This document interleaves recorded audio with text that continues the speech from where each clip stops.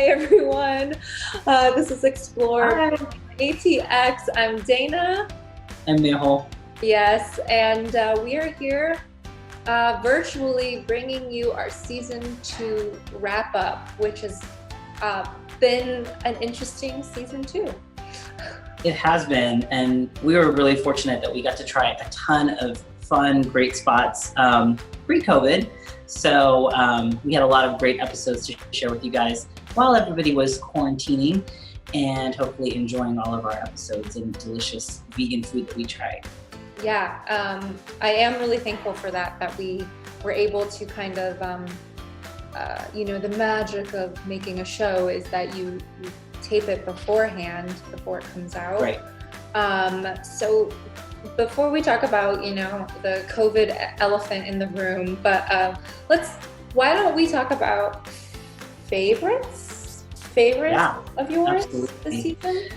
Whew, I mean, every place we went to this season was just so good. I mean, starting with Rebel Cheese, that, amazing amount of work and time it takes to make these almond-based cheeses or nut-based cheeses. I mean, we couldn't tell the difference, right? I think there was a couple that we were really impressed with, like the Cotswold cheese, which I had never had, and it's one of Dana's faves, So, right? Go eat a Cotswold cheese, vegan or not, but Yes. Their wine was really good. That was our first drink. And we didn't even get to enjoy it too much, but it was great that they have such a great vegan wine selection because, like I said before, not all wines are vegan. So it was great to see that there are those options, and they have you hooked up if you're vegan and you want to enjoy wine. So Yeah. that was great. And the charcuterie plate is beautiful, and the ambiance was beautiful. So Yeah. there were so many great things, and they had, sandwiches, and it really was like a full cheese market experience. So Absolutely. that was really fun. Yeah. Zucchini Kill, my favorite food. The Rebel Swirl. So good. They're just so talented. I feel like, from you, and you're learning from baking from you, just the fact that they were able to create baked goods that were not crumbly, that were gluten-free and vegan. I think that's really impressive, right? From your standpoint. Just the structure, it wasn't dense, and you said, it wasn't crumbly, dry.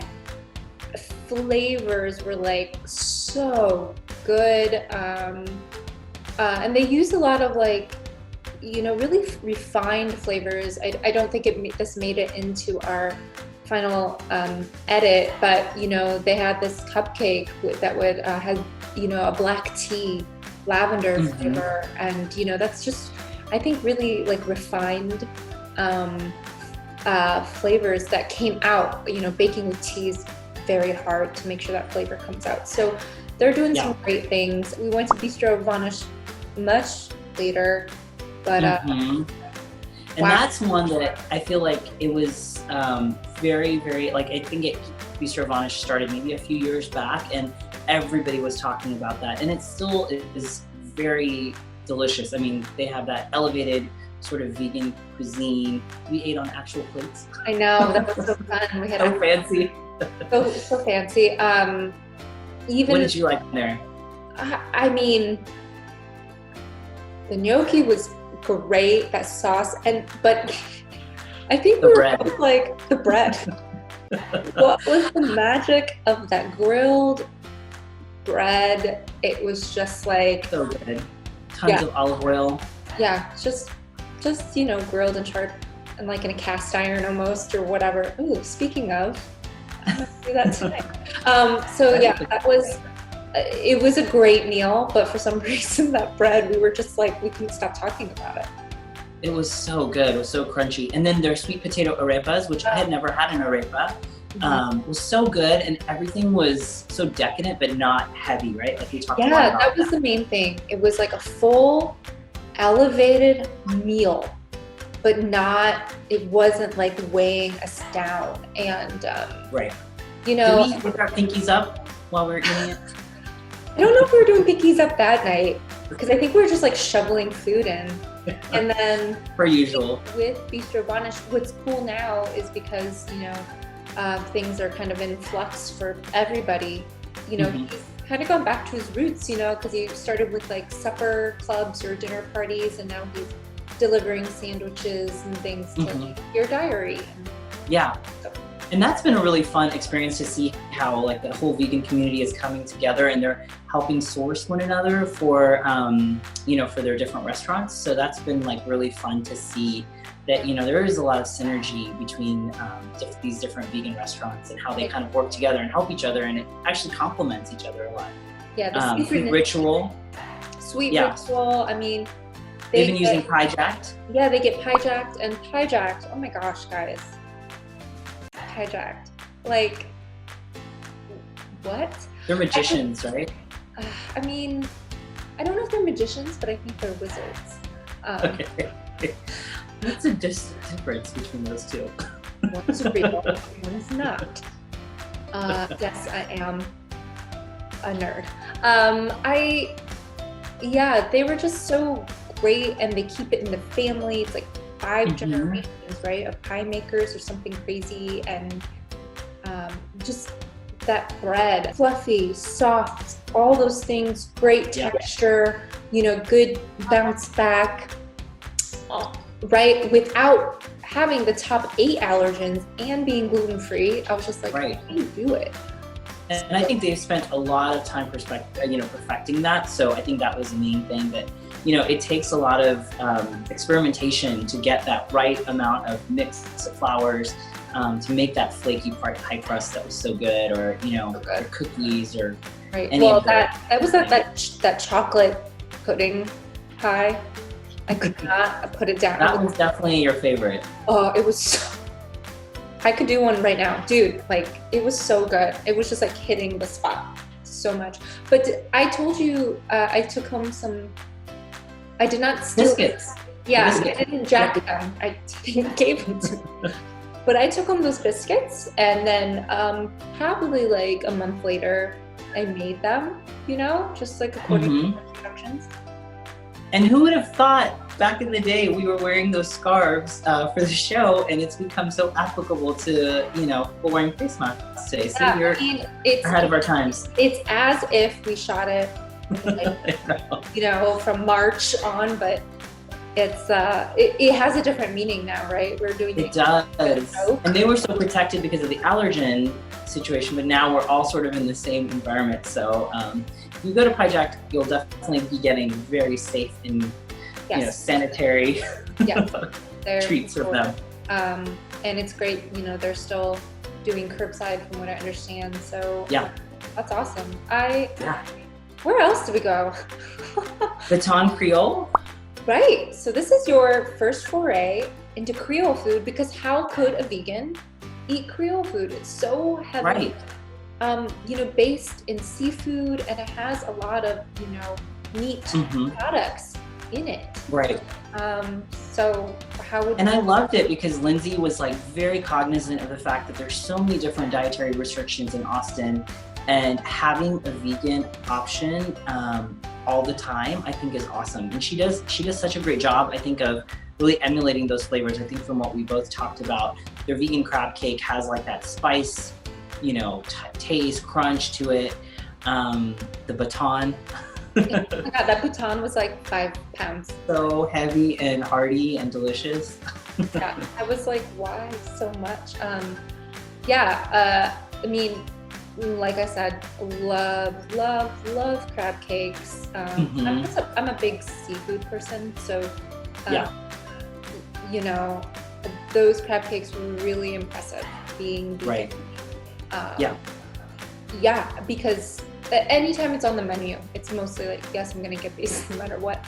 So it was her vegan crab cakes were really impressive, and hopefully maybe out of this time she's able to get that ready to eat food line out some stores.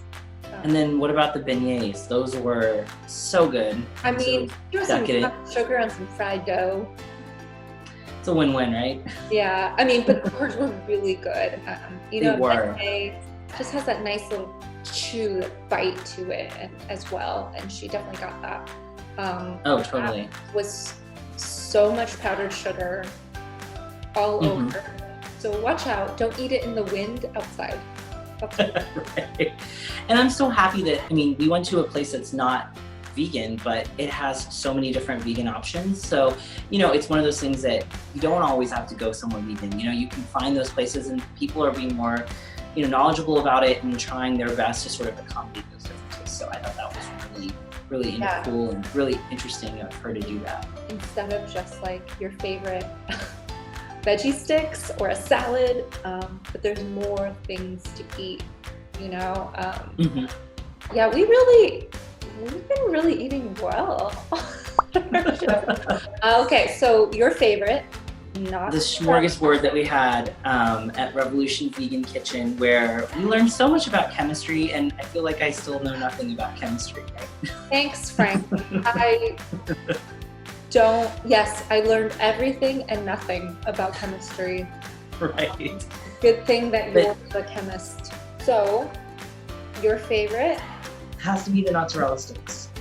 Right, at Revolution Vegan Kitchen. And it's quite a process, right, to make those. I mean, like the amount of work and love and care that it goes into those. And they actually, for me, I felt like they really did taste like mozzarella sticks. I don't know if you have a different take. Man, I was really impressed with them. I think I went in being a little like, we'll see, you know? Right. And then when I tasted them, I was like, what is this? Also, because I knew what kind of vegan cheese was being used in it, and I already talked about that, when I tried that vegan cheese on my own, it was not my favorite. So I was a little like, but whatever chemistry magic they do with it, yeah, holds up. And now it's one of our favorites because they featured us on their page. Yeah, it's really good. And everything else was just really good. You loved also that vaquero burger. I just remember you with like your mouth oh my god, dribbled with ketchup and happiness and mayo. Barbecue sauce. Oh, sorry, barbecue sauce. Do not make me throw up. You do not like ketchup, I forgot. Ketchup. Season weird. 1, episode 10. I should know that by now. Yeah, that vaquero burger was great. Yes. It was just so hearty and it felt like, you know, you're eating like a burger, you know, right. like a big, not good for you burger. It felt really good. And the lighter option, I guess, would be like the chicken wrap, which they had, which was really good. Drizzled that vegan ranch that was really tasty with a lot of dill in it. Yeah. That was nice too. That was like really nice and fresh with like all the fresh veggies and really good. Yeah, I wanted to try all their burgers just from that. Me too. We'll go back. Me too. Apparently they're gonna have a brunch soon, so. Yeah, that's right. That's right. Maybe we can try the brunch once things start to slowly open. Slowly open, and we'll see, because they had to hold off on the brunch, and now they're gonna maybe bring it back or start it up again. Absolutely. Yeah. And there's so many great places. We've just scratched the surface, and so I hope we can continue to give you guys great content about all the vegan eats in Austin, and you know, we just want to keep expanding this and keep doing it. We love doing it. We love eating, and we love sharing it with you guys. Continue to follow our vegan eats journey with the non-vegan and a vegan, and thank you so much for your support. You can follow us, Explore Vegan ATX, and of course subscribe to YouTube. We really appreciate that, at Explore Vegan ATX as well. And we'll be eating and exploring more with you soon, and with you, Mehul, soon. Yes, and I miss you. I'm sending you a virtual hug. Hug. Does this look like a hug, or does this look scary? Okay. I'm Dana. I'm Mehul.